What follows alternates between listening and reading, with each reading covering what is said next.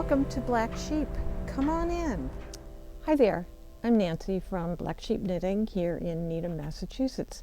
We're a weekly podcast where we are in here in my yarn shop, and we try to show you what's going on, what we think is fun to do, and sometimes we give helpful hints. This is the sort of frenetic season of knitting where people are trying to do gifts for people, and I think that's admirable. I haven't done, at least not this year, I haven't done one gift for anyone because I somehow ran out of time. I think it's Thanksgiving was so late this year that all of a sudden it dawned on me that Christmas was 2 weeks away and I hadn't really done much of anything. So I have caught up a bit on my Christmas shopping, which is good, but still have stuff to do. I thought I would show you, or I'd like to show you something new in the shop that would be a fun, quick knit. If someone said today they had to, in my class this morning, said they had to knit a hat before Christmas. Well, here's a hat I think you can do. This is called the Lakeshore Toque, and it takes one skein of Echo Duo, which is an amazing, is it baby? Yeah, it's 70% undyed baby alpaca and 30% merino. This is the hat right here. I'm not going to try it on because it crunches my hair. As you all know, I don't like to wear hats much. But this is it, and it's beautiful, it's soft. This is an easy pattern, just, I think it's a 2x2 rib. But it comes in, I believe it has a few sizes. Yes.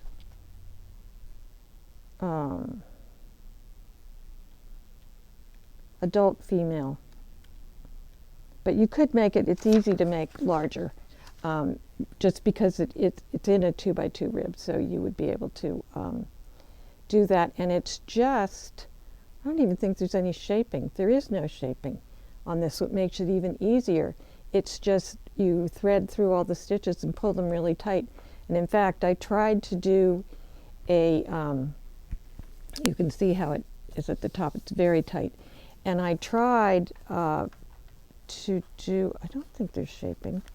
There's no decreases? No, I don't think so. I think you just thread your yarn through all the stitches and pull really tight. And I tried to put on a pom-pom that had one of those snaps. Well, I couldn't do it because this is pulled so tight. So I think I'm going to make a pom-pom with a pom-pom maker to put on top, which I think would be fun. But I wanted to show you the colors. This is called Storm, pretty gray. This one is called Latte, appropriately, and Vanilla.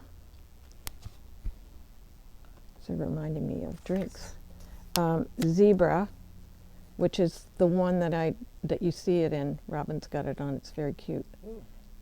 And warm. Is it warm? Yes. It's yeah. Very soft. So this is the colorway that I did. It's called Zebra. And then finally we have Chinchilla, which is similar, but I think maybe it's, oh, I know, it doesn't have the white in it. So it's more of a gray. Self-striping. It's a self-striping yarn, yes. So anyway, that's a nice quick project you could do for someone. Next one is not so quick, but nonetheless fun. This one is called Popple Bandana, and this isn't a very good picture. They don't really have a good picture, I don't believe. Robin will put it on. Oh, this is it. And this is from Lamb and the Kid. So, and it's really meant to be like a bandana, but what I did, this is the Yakashmere brushed silky cashmere, and we did it with the red and gray. We are unfortunately out of the red. And I had Ellen, who does a lot of our sample knitting, I had her keep going till she ran out of yarn. She ran out of the gray first, yes, because the gray is the is the main color in this. But yeah, you would wear it like this, you know, wrapped around, but more like a bandana. So the colors that we have left in this are, do they have color names? This is light gray, and I would do that maybe with the pink, or with, this one is called dark gray. So light gray and dark gray would be pretty.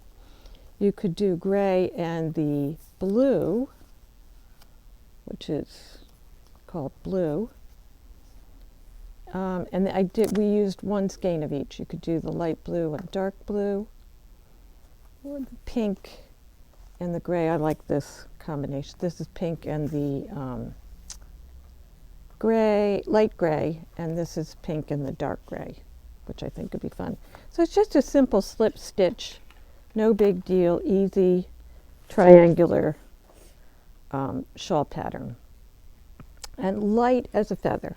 So this would be a really fun, super soft around your neck, and light but warm, which is the lovely thing about this kind of, it has 23% silk and 77% cashmere.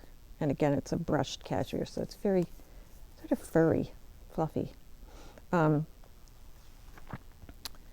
that's that. It'd be a nice gift or something nice for yourself. I wanted to show you what I've been up to. So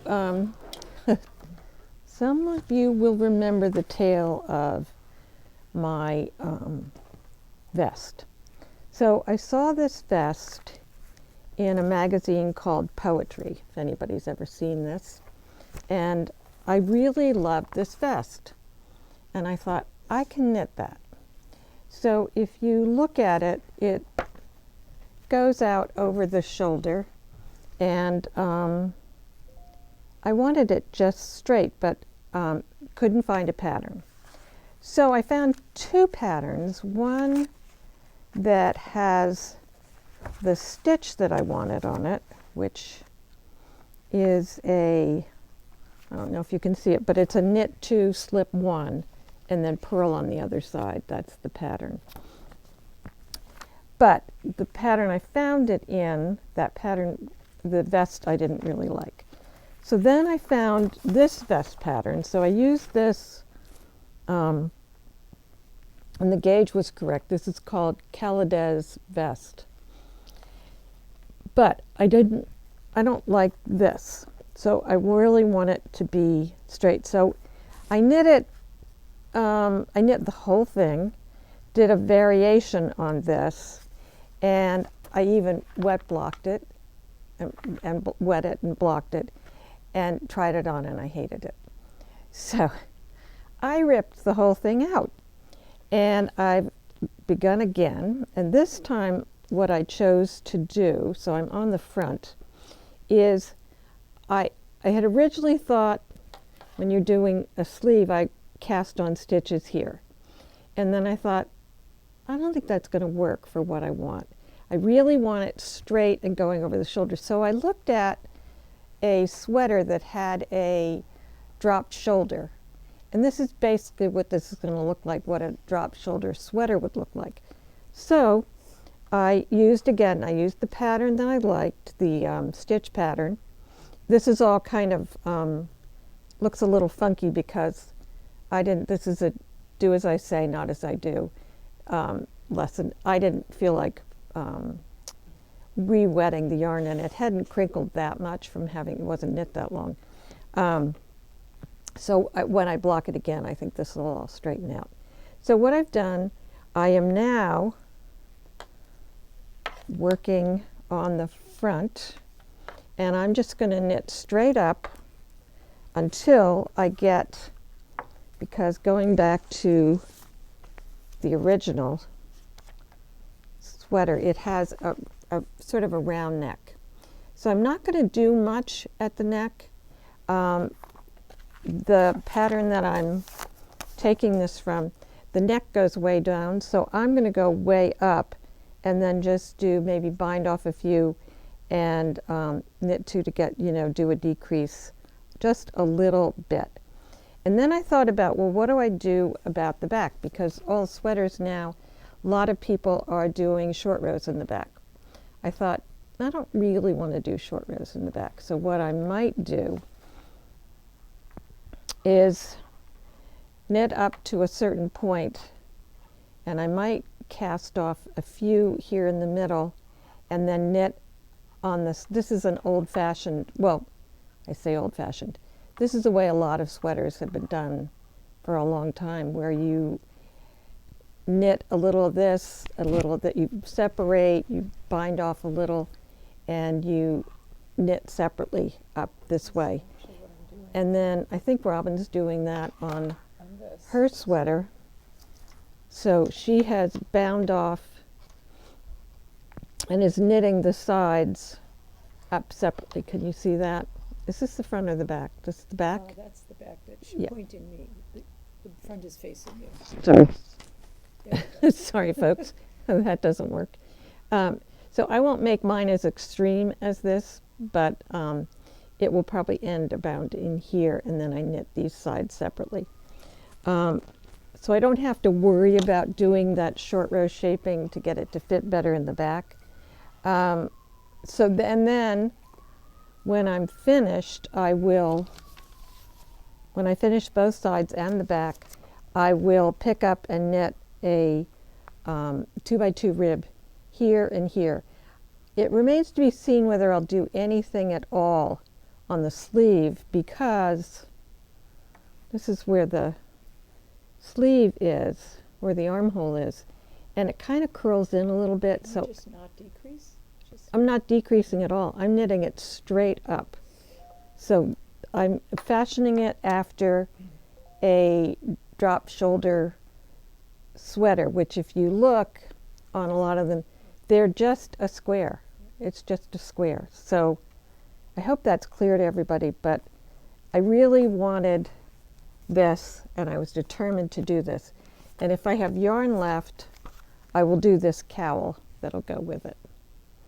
So that's one of the things I've been up to, and it's been a challenge. And what's But the moral of the story? the moral of the story is, when you're making up a pattern, you need to do what I didn't know. It's an experiment and I think designers have this, they change all the time. My problem was I should have figured the armhole out better. This is what I didn't like about it, and I should have made a better choice, because otherwise it was fine. Yeah, I think it was fine. But if you don't, the moral of the story is, if you don't like it, rip it out and start again. And I haven't minded, it's a vest, I don't have to do sleeves. I haven't minded at all, because it's a nice little pattern. Am I ever going to write this up for anybody? I doubt it, but I'll tell you again when I finish what I've done. And vests are quite simple. This is actually incredibly straightforward, because it's just straight up and down, fronts and here. Yeah, I have one other thing I've been working on that I think I showed you, but I've made some progress. This is a sweater called Timber that I've made it before, and I quite like it. And who doesn't want a kind of longish cardigan with pockets? I think I've made it a little bigger, so mine's going to come across. This was meant not to close, but I think mine's a little bit larger, so it will go across. So I'm using an Isayer yarn. It's their, I think it's a worsted weight tweed, which is a lovely yarn. We used to carry it in the shop, and I think I bought the last of it several years ago when we decided not to get it again. And I think the issue is that people don't love woolly wools. This is a real woolly wool. I don't mind a woolly wool. I usually have on a turtleneck under, and so they keep you very, very warm, and they're not itchy because you got a turtleneck on. But this is a cardigan, and it's got If you can see, it has a pretty high neck, and so that could bother somebody, and it could bother me. So what I chose to do was to knit it with a mohair, which is what a lot of people do to soften something. So I'm working on the front and the back at the same time, obviously, but I've gotten pretty far. This is the back, and this is what I loved about this sweater, that detail of the ribbing going down the middle and the back. And you see that if you do something like this, if you're doing a plain sweater and you want to jazz it up or do something, you could do, include something like this, 2 sets of ribbing with stockinette in between. Anyway, I'm looking forward to having this in my wardrobe pretty soon, but when you work on 2 or 3 things at the same time, it all takes longer to do. And then they're all done in the summer. Yeah, and then they're done by the time summer comes around. I hope to have these finished least by the end of January, because I think I have another sweater at home I'm working on too. So anyway, I recommend this. It's by Shannon Cook, but she calls herself Very Shannon, and again, it's called Timber. So a great, easy cardigan to make. I want to remind you about some last-minute gifts that we have in the shop that you could send your loved one in to buy for you. We have coconuts. This is the absorbent towel that you can use for, well, you can see inside there.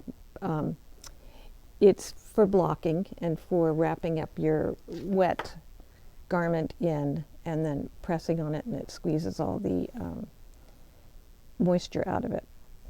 We also have back in stock the Coconuts blocking mats, and we have the pop-up dryer, and maybe that's it. I think it is.